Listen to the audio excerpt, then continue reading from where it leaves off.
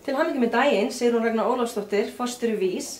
Til að byrja með langar mig að spyrja þig hlutafjárútboð VÍS sem var afar vel tekið. Hvað það sem gerir ykkur áhugaverðum fjárfestingarkosti?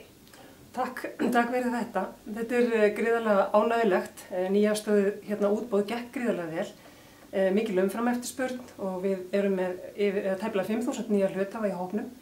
Við erum mjög stolt og þökkum það traust sem okkur sýnt og svona fyrir þá trú sem að fjárfestar hafa á okkar framtíðar horfum.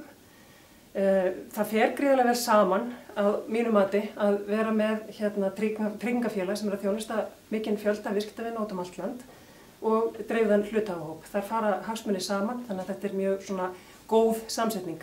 VÍS fyrsta tryggingafélagið á markaðinn og ég held að þetta sé bara góður nýr kostur, nýtt tækifæri fyrir fjárfesta að fjárfesta í tryggingafélagi.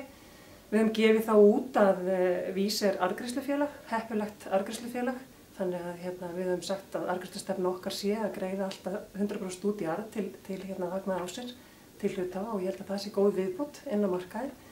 Þannig að ég held að þetta sé bara, við fögnum því að fá að taka þátt í uppbyggingu á íslenskum hlutabréfamarkaði á þessum degi.